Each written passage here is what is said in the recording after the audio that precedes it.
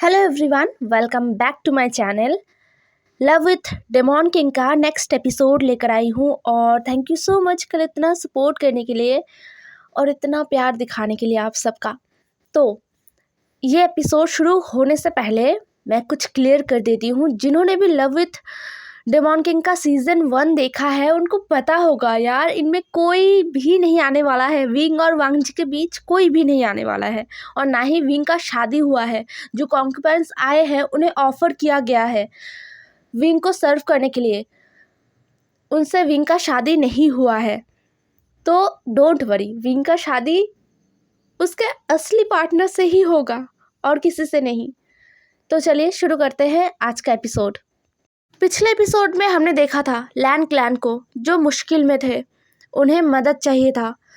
Clan leader लैन मतलब uncle Curran, वो बहुत ही ज़्यादा परेशान थे क्योंकि वो कुछ भी नहीं कर पा रहे थे। उनका क्लैन बहुत ही छोटा क्लैन है और पहाड़ों में है। लैन क्लैन हमेशा ही पूरे कल्टीवेशन वर्ल्ड से बिछड़ा रहा है क्योंकि लैन क्लैन के नियम अलग होते हैं पूरे कल्टीवेशन वर्ल्ड से। लैन क्लैन के तौर तरीके भी अलग होते हैं, इसीलिए लैन क्लैन का एक नाम है। वो छोटा क्लैन ज़रूर हो सकता है, उनके पास ज़्यादा मनी नहीं हो सकता है, लेकिन उनका एक नाम ज़रूर है पूरे कल्टीवेशन वर्ल्ड में। बट अभी लैन क्लैन का हालत सही नहीं था, उन्हें मदद का ज़रूरत था, उन्हें फाइनेंशियली मदद चाहिए था। तभी लैन क्लैन में ही जब मीटिंग बुलाया जाता है इस बारे में कि अब क्या किया जाए, तो सारे एल्डर्स ने ये सजेस्ट किया कि सेकंड प्रिंस ऑफ गुसु लैन वांगजी को एज अ कॉन्कुपाइन भेजा जाए जियांग सेक्ट में क्राउन प्रिंस वी वुशियान के लिए। ये प्रस्ताव जैसे ही आया, क्लैन लीडर लैन मतलब लैन कुरैन बहुत ही गुस्से में आ गए थे। वो चिल्लाते हैं और बोलते हैं, आपका हिम्मत कैसे हुआ। फिर एक एक करके सारे एल्डर्स यही बात बोलने लगे क्योंकि उनके सामने बस यही एक रास्ता दिख रहा था सभी को। क्लैन लीडर लैन ये रास्ता नामंजूर करते हैं, उन्हें ये मंजूर नहीं था। उनका छोटा नेफ्यू क्लैन लीडर लैन अपने छोटे नेफ्यू से बहुत ही प्यार करते हैं। वो ऐसे ही अपने नेफ्यू को किसी राजकुमार का कॉन्कुपाइन नहीं बना सकते हैं। लेकिन वहीं पर सारे एल्डर्स के सामने, अपने अंकल के सामने लैन वांगजी खड़ा हुआ और वो बोलता है कि वो कॉन्कुपाइन बनने के लिए तैयार है, वो बनेगा कॉन्कुपाइन और वो अपने क्लैन के लिए कुछ भी कर सकता है। लैन वांगजी महज 17 साल का है, लेकिन वो अपनी उम्र से ज़्यादा समझदार है। अंकल जैसे ही लैन वांगजी की बातों को सुनते हैं, वो वांगजी पर ही चिल्ला देते हैं और बोलते हैं, वांगजी चुप रहो, क्या मैंने कहा है तुम्हें यहाँ पर कुछ बोलने के लिए? हम बड़े यहाँ पर बात कर रहे हैं। वांगजी ने अपने सर को झुका लिया था। क्लैन लीडर लैन कुरैन ने उस वक्त इस प्रस्ताव को मना कर दिया था। वांगजी का कॉन्कुपाइन बनने का जो प्रस्ताव था उसे मना कर दिया था, लेकिन कुछ ही दिन जाते ना जाते उन्हें इसका असर दिख रहा था क्योंकि उनके पास इतना भी पैसा नहीं था कि वो अपने प्रजा को ठीक से फीड करवा पाए। हाँ, इतना ज़्यादा भयानक परिस्थिति आ गया था क्योंकि कहीं भी बारिश का नामो निशान नहीं था। लैन क्लैन पश्चिम की तरफ है, पश्चिम की तरफ बारिश इस पूरे साल में एक बार भी नहीं आया है। इसीलिए सारे झरने जो पहाड़ों में होते हैं, जो पहाड़ों में रहने वाले इंसानों के लिए पानी का एकमात्र सोर्स होता है, वो सारे सूख गए हैं। ऊपर से लैन क्लैन जो कि हमेशा बहुत ठंडा रहता था, अभी बहुत ही ज़्यादा गर्म है। पूरे लैन क्लैन में हाहाकार मचा हुआ था और क्लैन लीडर लैन कुरैन वो कुछ भी संभाल नहीं पा रहे थे। उन्होंने अपनी ज़िंदगी में ऐसा परिस्थिति पहली बार देखा था। हार मान के लैन कुरैन को मजबूरन अपने एल्डर्स की बातों को मानना पड़ा। लैन कुरैन वांगजी के कॉन्कुपाइन बनने का जो प्रस्ताव था उसे स्वीकार करते हैं और करने के बाद वो वांगजी से अलग से बात भी करते हैं। वांगजी ने एक ही बात अपने अंकल से कहा था, वो भी बहुत ही प्राउडली। उसने कहा था कि वो सब संभाल लेगा और अंकल को उसके लिए परेशान होने का कोई ज़रूरत नहीं है। वो जो कुछ भी कर रहा है बस अपने क्लैन के लिए कर रहा है और वो हमेशा अपने क्लैन के लिए ऑनेस्ट रहेगा। अंकल ने वांगजी के बातों को सुना और वांगजी के सर पर अपना हाथ रख दिया। यहाँ से सीन शिफ्ट होके हमें जियांग क्लैन का दिखाया जाता है, जहाँ पर सुबह का कोर्ट था। जियांग फैमिया अभी अपने कामों में बिजी थे। हाँ, उनके साथ उनका बेटा वी वुशान भी था।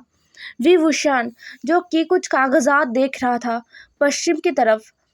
पश्चिम में उनका जो एरिया है वो ज़्यादा फैला हुआ नहीं है। वहाँ से अलग अलग सेक्ट शुरू होते हैं। कुछ ऐसे छोटे छोटे सेक्ट्स हैं जिनसे मदद का गुहार आया है, क्योंकि पश्चिम की तरफ बिल्कुल भी बारिश नहीं हो रहा था। सारे तालाब, सारे झरने सूख गए थे।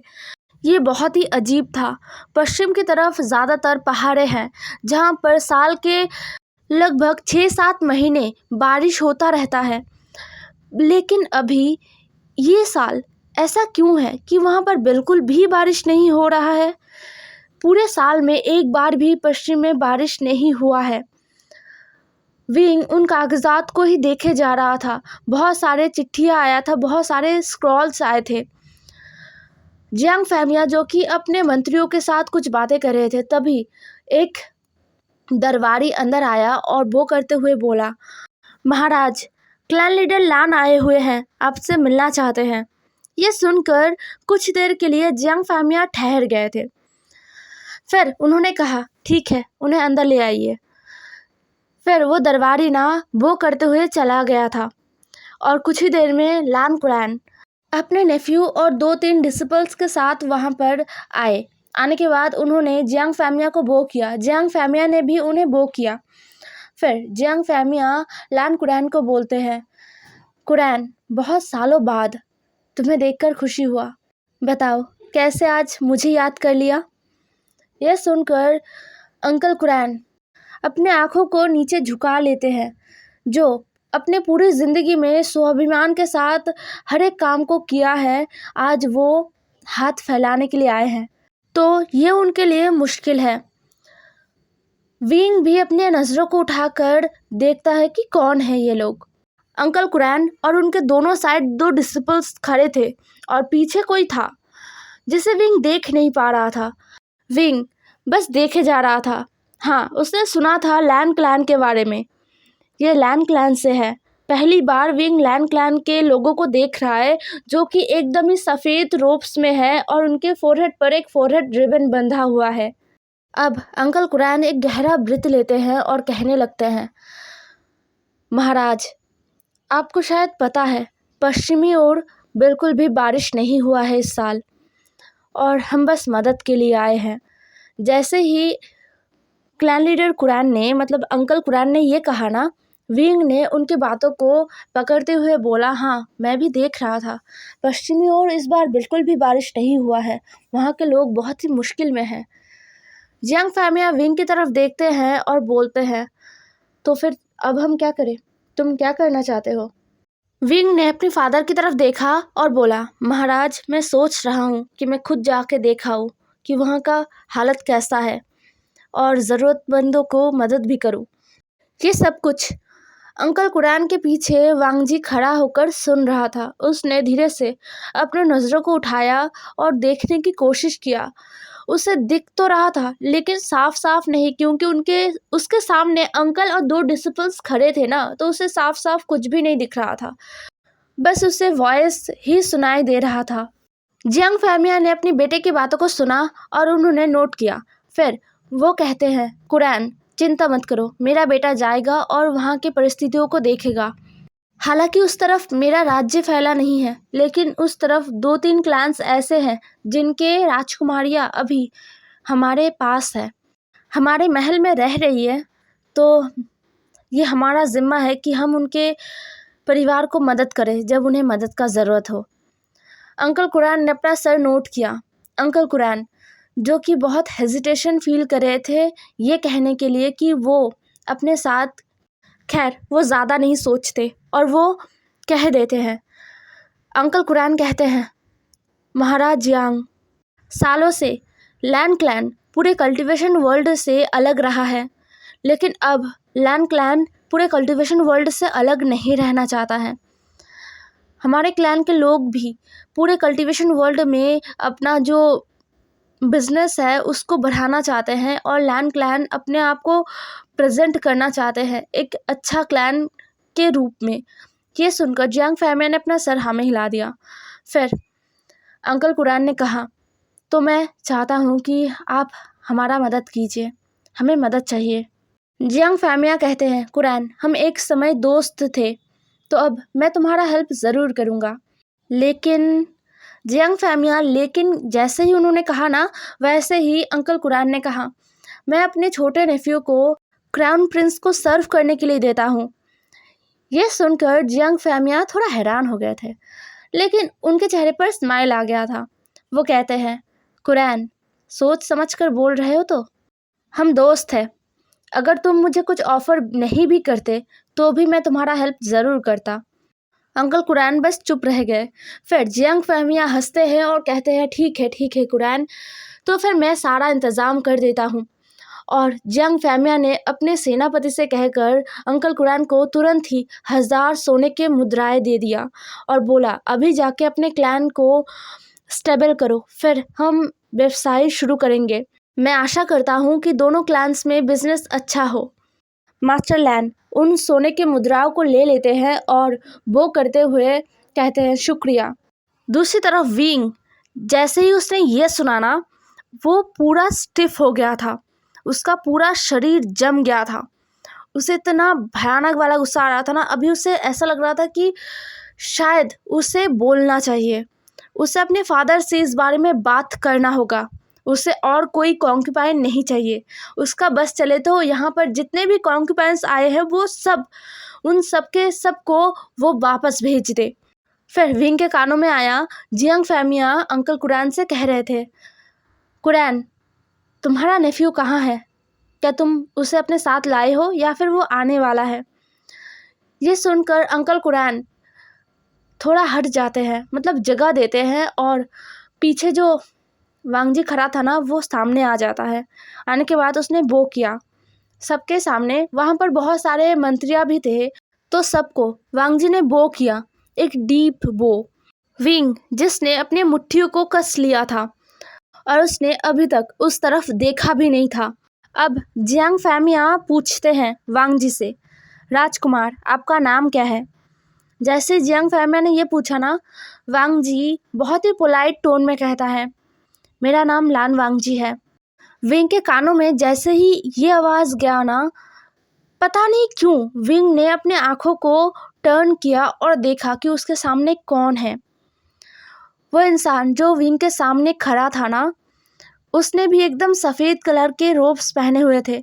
उसका जो फेस है वो झुका हुआ था, इसलिए विंग ठीक से देख नहीं पा रहा था। उसके बाल बहुत लंबे थे और वो बहुत ज़्यादा स्किनी था। पता नहीं क्यों विंग को अपने सामने खड़ा उस इंसान के चेहरे को देखने का मन कर रहा था। देखकर तो लग रहा था कि वो बहुत ही छोटा है। हाँ, वो बस 17 साल का है, जियांग चंग से 1 साल बड़ा। जियांग चंग बिल्कुल भी स्किनी नहीं है, उसके मसल्स हैं और वो मतलब खाता रहता है ना पूरा दिन, ट्रेनिंग भी करता है, हार्डवर्क भी करता है, तो उसका बॉडी स्टिफ है और उसे देखकर लगता है कि वो 18-19 साल का हो चुका है, बट वो अभी 16 साल का था। लेकिन इसे देखकर ऐसा लग रहा था कि ये कोई 12-13 साल का बच्चा है। खैर, इसके बाद सभा ख़त्म हो चुका था। विंग उठता है और अपने सारे जो डॉक्यूमेंट्स हैं ना, उनको ले लेता है। उसके पास जो काम थे, उसे जो काम सौंपा गया है, बहुत सारे लोगों ने चिट्ठियाँ भेजा था, बहुत सारे क्लैन्स के प्रॉब्लम्स को सॉल्व करना था उसे। अपने खुद के क्लैन मतलब जियांग सख्त का भी बहुत सारा काम था उसके पास, तो वो उन सारे कागज़ों को समेटता है और जाने लगता है। फिर जियांग फैमिया को पता नहीं क्या हुआ, उन्होंने बोला, विंग रुको, राजकुमार लान को अपने साथ लेकर जाओ, वो नए हैं, उन्हें कॉन्क्यूपाइन महल में छोड़ देना। विंग, जो उसे गुस्सा नहीं आया इस बार, बिल्कुल भी उसे गुस्सा नहीं आया। विंग फिर वांगजी को क्रॉस करके आगे निकल गया और वांगजी अपने अंकल की तरफ एक बार देखता है, उन्हें बो करता है और विंग के पीछे पीछे चलने लगता है। विंग के साथ कुछ उसके अंगरक्षक भी थे, तो वांगजी सबसे पीछे चल रहा था और बहुत ही पोलाइटली चल रहा था। विंग भी एकदम एक राजा जैसे चलता है ना, उसी तरीके से चल रहा था। उसका एक हाथ उसके पीछे ऐसे बंधा हुआ था। विंग अपने अंगरक्षकों से बातें करते हुए आगे बढ़ रहा था। कुछ देर चलने के बाद ना विंग को रियलाइज़ हुआ कि क्या वो राजकुमार विंग के पीछे पीछे आ भी रहा है या नहीं। ये सोचते हुए विंग पीछे मुड़ा और उसने देखा कि हाँ, वो आ रहा है, लेकिन उसका जो फेस है ना वो अभी भी एकदम झुका हुआ था और वो बहुत ही पोलाइटली चलकर आ रहा था। उसके चलने में कोई जल्दबाजी नहीं था, लेकिन हाँ, वो ऐसा भी नहीं चल रहा था, एकदम कछुआ जैसा भी नहीं चल रहा था। वो स्पीडली चल रहा था, लेकिन जल्दबाजी नहीं कर रहा था। विंग वहाँ पर रुक गया था, ये वांग जी को पता ही नहीं चला। वांग जी अपने ही ख्यालों में खोया हुआ था। उसको बहुत ही पेन हो रहा था। शायद पहली बार वो अपने परिवार से दूर आया है। उसे पता है कि वो बहुत महीनों तक शायद अपने परिवार से मिल भी नहीं पाएगा। क्या वो कभी अपने परिवार में वापस लौट पाएगा, उसे नहीं पता। इसीलिए वो उदास था। वांग जी यही सब कुछ सोचते हुए चल तो रहा था, लेकिन उसे नहीं पता कि अभी क्या होने वाला है। विंग अपने जगह पर रुक गया था। उसे मन नहीं कर रहा था इस जगह से हटने का। उसके अंगरक्षक विंग की तरफ देख रहे थे हैरानी से और सोच रहे थे क्या हुआ, क्राउन प्रिंस हट क्यों नहीं रहे। ऐसा मतलब अभी धक्का लग जाएगा ना। लेकिन वही हुआ जो विंग शायद चाहता था। वांग जी आके सीधा विंग से भिड़ गया। वांग जी का हेड एकदम विंग के चेस्ट पर मिडिल में आके लगा था। वांग जी, जो कि पहले तो उसे समझ नहीं आया कि ये क्या हुआ। जैसे ही उसे ये समझ आया ना कि उसने धक्का दे दिया है, तो वो 2 कदम पीछे आ जाता है और अपने सर को झुकाते हुए ही अपने घुटनों पर आ गया था और कहने लगा, माफ़ कर दीजिए, मैंने नहीं देखा था, मुझसे गलती हो गया है, मुझे माफ़ कर दीजिए। वांग जी बहुत घबरा गया था। वो नहीं चाहता कि पहले ही दिन उसे यहाँ से निकाल दिया जाए, उसे अपने क्लैन भेज दिया जाए। विंग अपने घुटनों पर बैठता है और वांग जी का फेस, जो कि पूरा टाइम उसने झुका हुआ ही देखा था, उसको अपने हाथों से, अपने थंब से ऊपर उठाता है। वांग जी के ठोड़ी को पकड़ के ऊपर उठाता है और वांग जी के फेस को देखता है। वांग जी के आंखों में आंसू थे, जो मोतियों की तरह लग रहा था। विंग ठहर गया था। उसका पूरा वर्ल्ड जैसे थम गया था। इतना ज़्यादा ब्यूटीफुल कोई कैसे हो सकता है। वांग जी रोते हुए भी कोई स्वर्ग से आया हुआ एंजल की तरह दिख रहा था। विंग का हाथ और विंग का पूरा शरीर वहीं पर जम गया था। विंग बहुत देर तक वांग जी को अपनी ठोड़ी से, मतलब वांग जी के ठोड़ी से पकड़ के रखता है और फेस को देखने लगता है। लेकिन उसके अंगरक्षक पीछे से ना विंग को थोड़ा धक्का देते हैं और कहते हैं, क्राउन प्रिंस क्या कर रहे हैं आप। फिर जाके विंग अपने होश में आया था, बट वांग जी वो नहीं हिला था। उसका फेशियल एक्सप्रेशन सेम था। होश में आते ही विंग ने कहा हड़बड़ी में, क्या तुम ठीक हो, तुम्हें चोट लगा है, क्या तुम इसीलिए रो रहे हो। वांग जी, जिसे कुछ समझ तो नहीं आया, लेकिन उसने ना में अपना सर हिला दिया और बोला, माफ़ कीजिएगा राजकुमार, मैं अपने परिवार से दूर। वो और कुछ नहीं कह पाया था। विंग समझ गया था। विंग ने कहा, कोई बात नहीं, यहाँ पर तुम्हें कोई परेशानी नहीं होगा, चिंता मत करो, और तुम अपने परिवार से भी मिलने जा सकते हो। वांग जी, जो कि अपने सर को झुकाते हुए कहता है, शुक्रिया क्राउन प्रिंस। विंग ने अपना सर हाँ में हिलाया और विंग उठकर खड़ा हो गया। फिर विंग ने वांग जी को हाथ दिया उठने के लिए। ये इतना हैरान करने वाला एक नज़ारा था ना। विंग के आसपास जितने भी उसके अंगरक्षक थे, वो सभी हैरान हो गए थे। और दूर से कोई और ये चीज़ देख रहा था। वो मिंगाओ था, जो कुछ कॉन्क्यूपाइंस के साथ खड़ा था विंग का स्वागत करने के लिए। लेकिन उसने ये देखा और वो कॉन्क्यूपाइंस भी ये देखते हैं। वांग जी विंग का हाथ पकड़ता है और उठता है।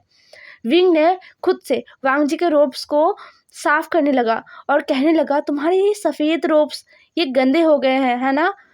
क्या तुम हमेशा सफ़ेद रोब्स ही पहनते हो। वांग जी ने अपना सर हाँ में हिला दिया। विंग ने वांग जी का हाथ अभी तक पकड़ा हुआ था।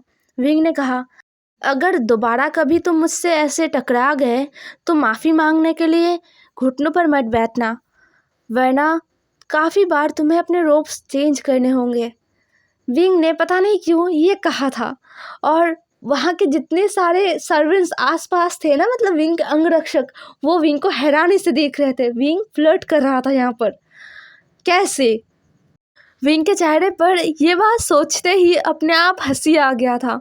वांग जी जिसे समझ नहीं आया, क्योंकि ये सब फ्लर्टिंग शायद फर्स्ट टाइम उसके साथ किया जा रहा था। वो इन सारी चीज़ों से उतना परिचित नहीं था, तो उसे समझ नहीं आया था कि क्या हुआ। लेकिन उसे देखकर लग रहा था कि क्राउन प्रिंस खुश है, तो अभी के लिए वो सेफ है। ये कहते हुए, सोचते हुए वांग जी को अच्छा महसूस हुआ। लेकिन मिंग्याओ और बाकी कॉन्क्यूपाइंस को बिल्कुल भी ये अच्छा नहीं लगा। वो लोग पिछले 4 महीने से यहाँ पर है, लेकिन राजकुमार विंग उनका हाथ पकड़ना तो बहुत दूर की बात है, उनसे 1 मिनट के लिए भी बात नहीं किया है। मिंग्याओ, जो कि हाँ, वो विंग के साथ यहाँ पर जितने भी कॉन्क्यूपाइंस है उनमें से सबसे ज़्यादा समय बिताता है। वही अकेला है जो शायद विंग के साथ समय बिताता है। जब विंग अपना काम करता है तो वो हेल्प करता है विंग का, उसी में ही वो समय बिताता है। लेकिन कभी भी विंग ने आज तक मिंग्याओ को अपने करीब आने नहीं दिया है, या फिर मिंग्याओ का हाथ उसने कभी भी नहीं पकड़ा है। तो मिंग्याओ को भी बहुत ज़्यादा गुस्सा आ रहा था, बहुत ही ज़्यादा गुस्सा। उसने अपनी मुट्ठियों को कस लिया था और वो अपने मन में ही कहता है, ये है कौन? हे एवरीवन, आज का एपिसोड यहीं पर ख़त्म होता है। ज़रूर बताना आज का एपिसोड कैसा लगा, और बाय बाय, कल मिलते हैं।